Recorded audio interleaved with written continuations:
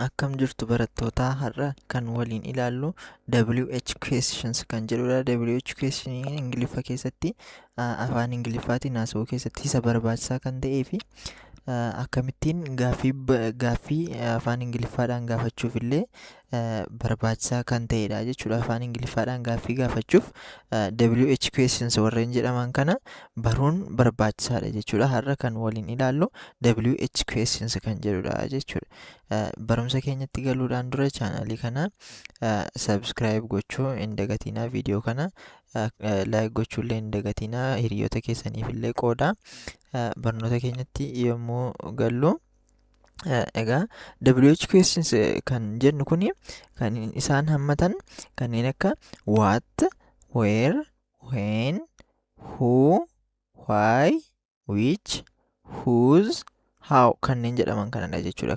Warreen kana 8 of keessatti qabata jechuudha. WH questions kan jennu kuni what jechuun maal jechuudha, where jechuun eessa jechuudha, when jechuun immoo yoom, who jechuun eenyu, why jechuun immoo maaliif, whichin isa kam jechuudha, whose kan eenyu, how akkamitti kana tokko tokko isaanii bal'inaan waliin ilaalla jechuudha. Akkamittiin warreen kana fayyadamne gaaffii akkamittiin akka gaafachuu dandeenyu waliin ilaalla jechuudha.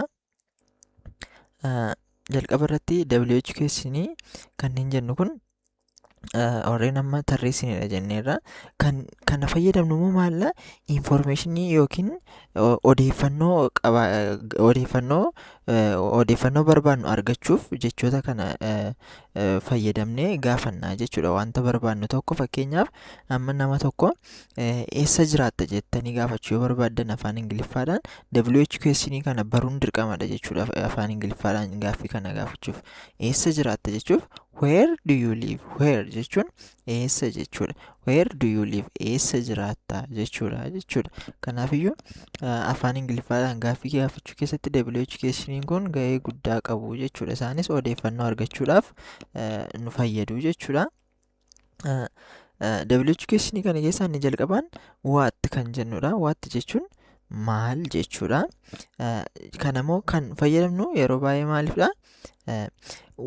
To ask about things or information jedha. Wantoota tokko tokko gaafachuudhaaf, wantoota tokko tokko baruudhaaf, waa'ee wantoota tokko tokko baruudhaaf akkasumallee odeeffannoo isaa qabaachuudhaaf nu fayyada jechuudha. Fakkeenyaaf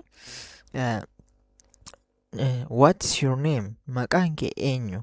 What is your name? Maqaan kee eenyu? Gaaffii nama wajjin yeroo walitti dhuftan jalqaba namicha baruuf yookiin odeeffannoo waa'ee namichaa qabaachuuf jalqaba maal gaafattu? Maqaadha jechuudha. Maqaa what is your name yeroo jennu maqaan kee eenyu jechuudha. Maqaa isaa baruuf information arganne jechuudha. What are you doing? Maal gochaa jirta? What are you doing? Maal gochaa jirta yookiin maal hojjechaa jirta jechuudha. Kun immoo kanaafiyyuu as keessatti what jechuun maalidha jenneerra. Are you doing immoo maal gochaa jirta kan jedhu sun doing sanatu ibsaa jechuudha. What are you doing yeroo jennu maal gochaa jirta, maal gochaan jira jedha. Waan hojjetaa jiru sana barreeffama barreessaan jira jechuu danda'a, hojii hojjetaan jira jechuu danda'a. Akka kanatti odeeffannoo waan hojjetamaa jiru sana argachuu dandeenya jechuudha. Akkasumallee what do you want to eat? What do you want to eat? Maal nyaachuu barbaadda? Nama tokko wajjin hoteela seentanaa jennu, hoteela seentanii wanta ajajachuu barbaadu sana yeroo wanta inni ajajachuu barbaadu yookiin wanta inni nyaachuu barbaadu fedhiisaa yeroo gaafattan maal jechuu jechuudha. What do you want to eat? Maal nyaachuu barbaadda yookiin maal ajajachuu barbaadda akka jechuutti jechuudha. Akka kanatti WH questionii kana fayyadamne gaaffii gaafachuu dandeenya jechuudha. Wanta barbaanne maal what jechuun kun maal jechuu bakka waan bu'uuf afaan Oromoodhaan maal hojjetaa jirta? Wantoota akkasii gaafachuudhaaf afaan Ingiliffaa kana keessatti waatti fayyadamna jechuudha. Kan itti aanu where kan jedhudha. Where jechuun immoo eessa jechuudha afaan Oromoodhaan. Where kana maaliif fayyadamne jechuudha?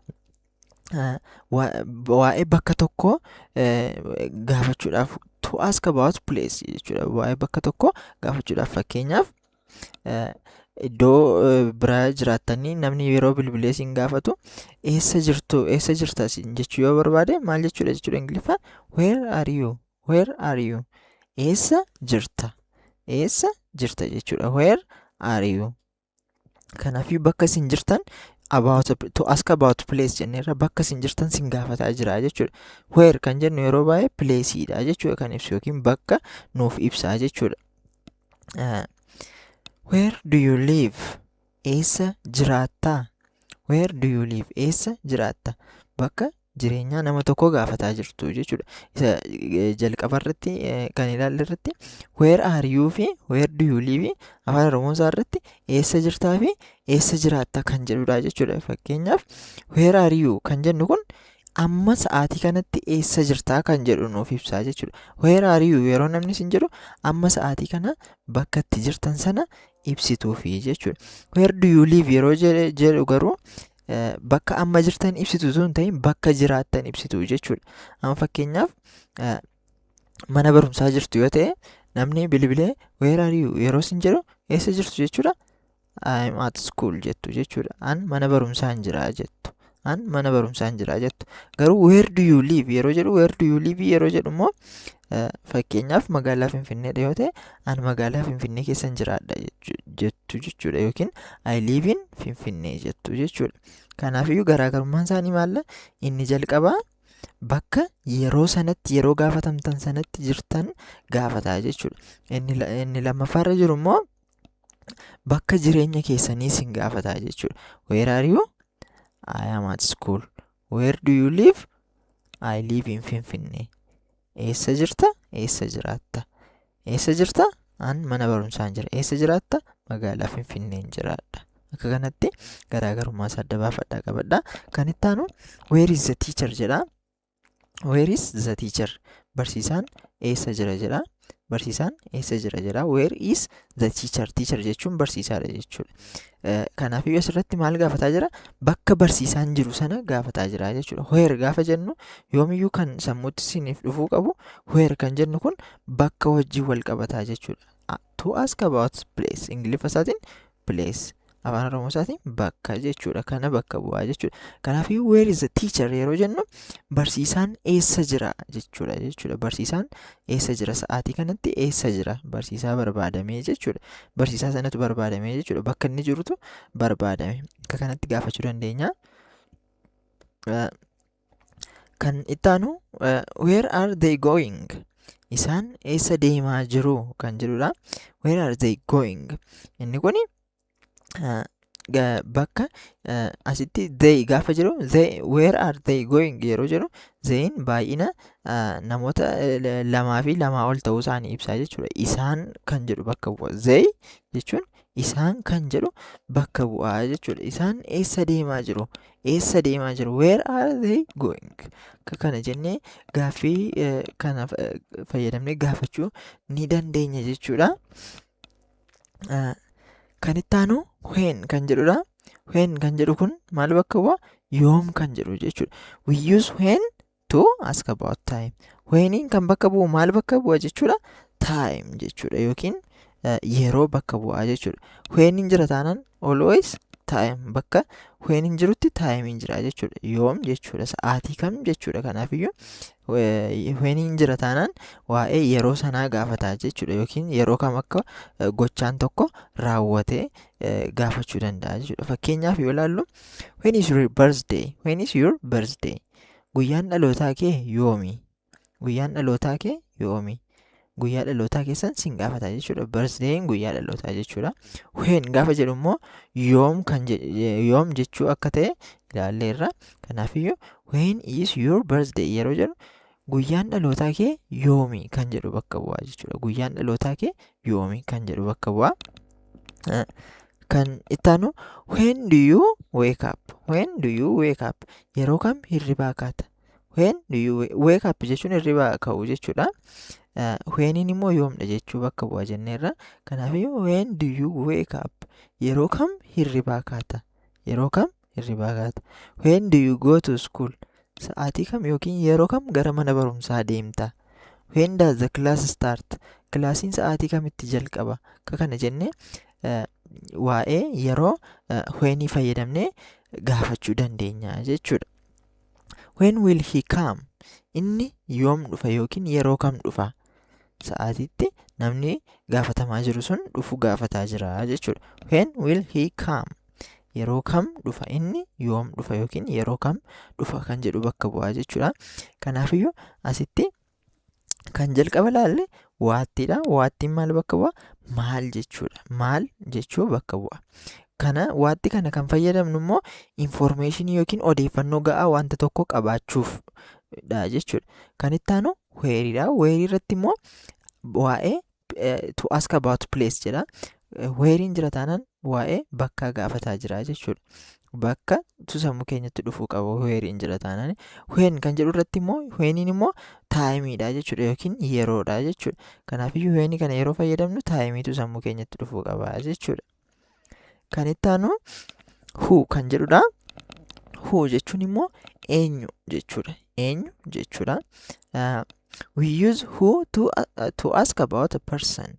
Who kan fayyadamnu waa'ee nama tokko gaafachuu yoo barbaadnudha jechuudha. Who kan fayyadamnu waa'ee nama tokko gaafachuu yoo barbaadnu. Fakkeenyaaf examples who is she? Isheen eenyu? Who is she? She jechuun ishee jechuudha. Who is she yeroo jedhu isheen eenyu? Maal gaafataa jirra jechuudha? Eenyummaa ishee gaafataa jirra jechuudha. To ask about a person yookiin eenyummaa waa'ee nama tokko gaafachuudha jenneerra. Kanaafiyyuu who gaafa jedhu eenyummaa ishee akka isheen eenyummaa ishee baruuf gaaffii kana gaafanne jechuudha. Who is she? Isheen eenyu? Who is your teacher? Barsiisaan kee eenyu? Who is your teacher? Barsiisaa sin barsiisaa jirutu jira. Inni namni isa hin beekne tokko immoo barsiisaan keessan eenyu jedhee sin gaafachuu yoo barbaade waa'ee barsiisaa keessanii sana baruu barbaadaa jira jechuudha. Kanaafiyyuu maal jedhee gaafata? Who is your teacher? Who is your teacher jedhee gaafata jechuudha. Kan itti aanu who called you? Eenyutu si waame? Called jechuun waamuu jechuudha. Who called you? Eenyutu si waame? Eenyutu si waame? Akka kanatti who fayyadamuu dandeenya jechuudha. Kun who kana yeroo arginu immoo maaltu sammuutti nu dhufu qaba? About a person. Waa'ee eenyummaa nama tokko baruu yookiin gaafachuu yeroo barbaannu who fayyadamna jechuudha. Kan itti aanu why kan jedhudha. Why? Why jechuun immoo maalla? Maaliif jechuudha. Maaliif jechuu bakka bu'a. We use why to ask about a person about a reason. Why kana yeroo arginu immoo reasonii yookiin sababa jechuudha kan sammuutti nu dhufuu qabu. Sababa waan tokko baruu yeroo barbaannu yookiin yeroo gaafannu maaliif akka wanti sun ta'e yookiin wanta maaliif akka waan tokko ta'e yeroo baruu barbaannu why fayyadamna jechuudha. Maaliif jechuudha. To ask about a reason. Why'n jira taana reasoniitu jira jechuudha. Sababa barbaadaa jira jechuudha. Gaaffii keenyaaf sababa deebiinsaa sababa ta'a jechuudha. Answer usually begins with because. Yeroo gaaffii why kanaan gaafatamnu yeroo baay'ee deebiinsaa maal jedhee jalqaba jechuudha? Because jedhee jalqaba jechuudha. Kana jechuun maal jechuudha? Sababni isaas jedha jechuudha. Fakkeenyaaf why are you late? Yeroo mana barumsaa deemtanitti sin barfattanii yookiin guyyaafattanii gara kilaasii yeroo seentan barsiisaan why are you late yoo sin jedhe ati maaliif barfatte yookiin maaliif turtee dhufte jechuudha jechuudha. Innis sababni isaa maalla? Sababni isaa karaatu cufaa ture. Sababni isaa taaksiitu hin jiru ture. Akka kana jettanii deebisuu dandeessu jechuudha. Why'n jira taanaan sababatu barbaadame jechuudha. Why are you late? Karaatu cufaa ture, konkolaataatu hin jiru ture, taaksiitu hin jiru ture jettanii akka kanatti deebii tarreessuu dandeessu jechuudha. Why are you late? Ati maaliif barfatte jechuudha jechuudha. Kanaafiyyuu why are you late yeroo jedhamtan konkolaataatu hin jiru ture yookiin taaksiitu hin jiru ture yeroo jennu there was no taxi or there is no taxi. The road was crowded. The road is closed. Karaatu cufaa ture. The road is closed. There is no taxi. Taaksiitu hin jiru ture. Akka kana jennee deebisuu ni dandeenya jechuudha. Kan itti aanu why are you crying? ati maaliif boo'aa jirta yookiin ati maaliif boossaa jechuudha. Crying jechuun cry jechuun boo'uu jechuudha. Nam tokko utuu isin boo'aa jirtanii yeroo isin arge maaliif boossaa yeroo isin jechuu barbaadu why are you crying? Deebiinsaa maal jettanii deebistu jechuudha. Because yookiin sababni isaa akkas ta'een ture. Sababni isaa akka kana ta'een ture. Because I was sick. Na dhukkubaa waan tureefdha. Na dhukkubaa waan tureefan boo'aa ture. Kana maaliif boossaa yeroo jedhaman akkasittidha. Because I am sick. Because jettanii deebiin keessan because irraa jalqabaa jechuudha. Sababa gaafatamtan waan ta'eef. Why did he go? Inni maaliif deeme? Fakkeenyaaf hiriyoota keessan wajjin osoo waliin haasa'aa jirtanii hiriyoota keessan keessaa nam tokko ka'ee yeroo deemu hiriyoota keessan warra wajjin maal jettu? Inni maaliif deeme jettanii yeroo gaafattanitti why did he go? Why did he go? Maaliif deeme inni? Sababni isaa jettanii jalqabdu.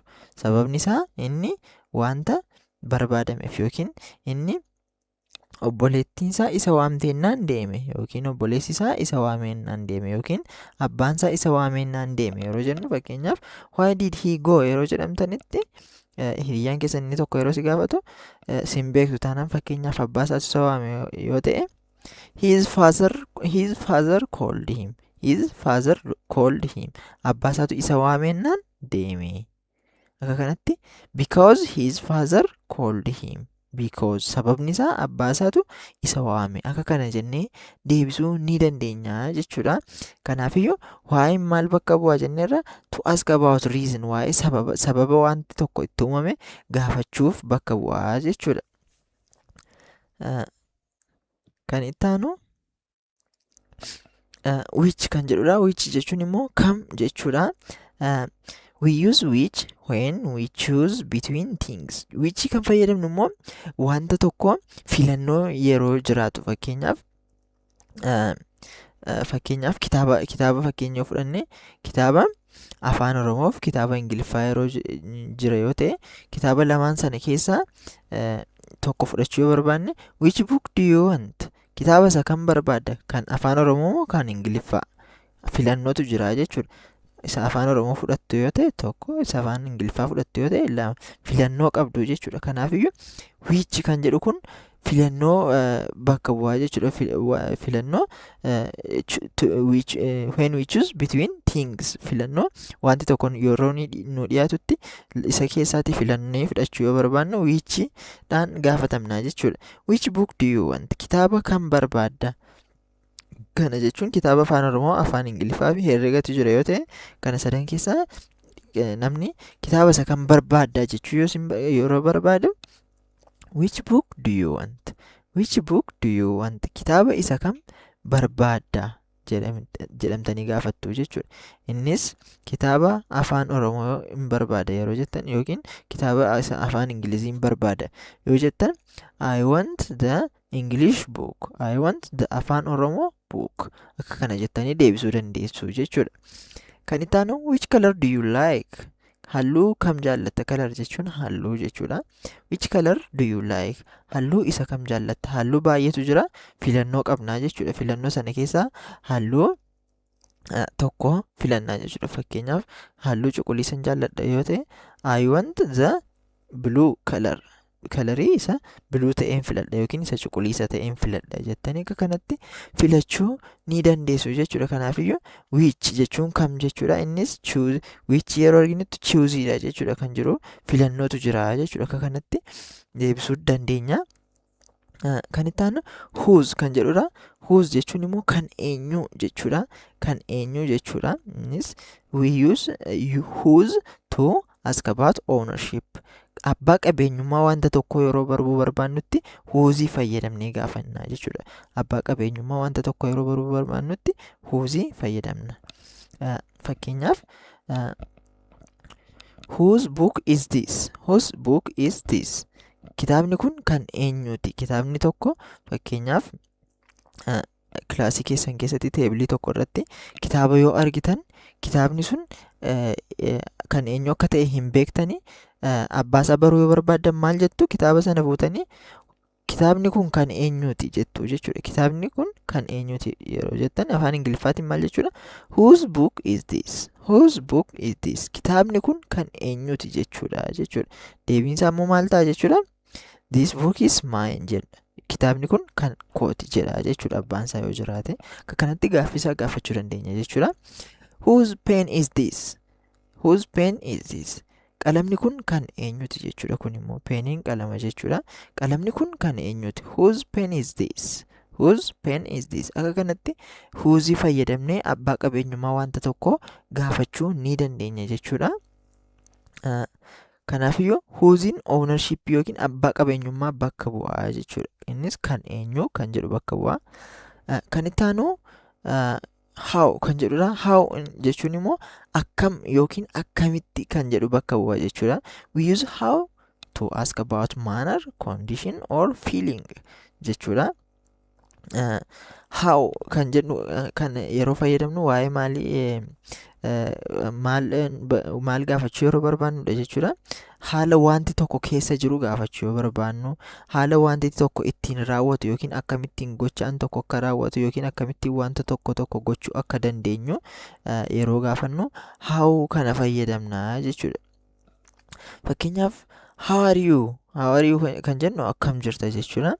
How do you cook rice?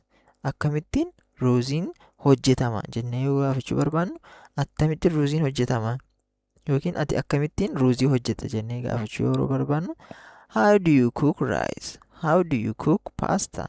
How do you cook shiroo jennee akka kanatti gaaffii gaafachuu dandeenya jechuudha. How do you cook shiroo yookiin how do you cook pasta yeroo jennutti akkamitti akka paastaan sun hojjetamu gaafataa jirra jechuudha. How do you cook? Akkamitti ittoo sana hojjetta? Akkamitti? Kanaafiyyuu hawwan akkamitti kan jedhu bakka bu'aa jechuudha. How is the weather? Qilleensi akkami? Qilleensi isaa akkami jechuun immoo waa'ee qilleensaa gaafataa jirra jechuudha. Weatheriin qilleensadha. Hawwan immoo akkami yookiin akkamitti kan jedhu bakka bu'aa jenneera. Kanaafiyyuu how is the weather yeroo jennu qilleensi akkamii ta'a jechuudha. Egaa wantoota har'a ilaalle kana 8 isaanii tokkoon isaanii bal'inaan bal'isnee kan waliin ilaallu ta'a.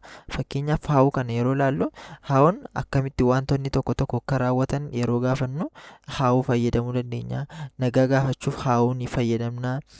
Wantoota baay'eef how fayyadamuu dandeenya jechuudha. Baay'ina wanta tokko fakkeenyaaf how much yookiin how many jennee baay'ina wanta tokko gaafachuu dandeenya. Kanaafiyyuu wantoota har'a ilaalle kana 8 isaanii tokkoon bal'inaan kan waliin ilaallu ta'a jechuudha. Gara fuulduraatti tokkoon waatti akkamittiin akka fayyadamuu dandeenyu maal keessatti akka fayyadamnu tokkoon warri amma ilaalle 8 kana waliin irra deebinee bal'inaan tokkoon viidiyoo tokko hojjennee kan waliin ilaallu ta'a jechuudha. Gara fuulduraatti viidiyoowwan hojjennu kun immoo akka isin qaqqabaniif chaanaalii kana subscribe gochuu hin dagatinaa.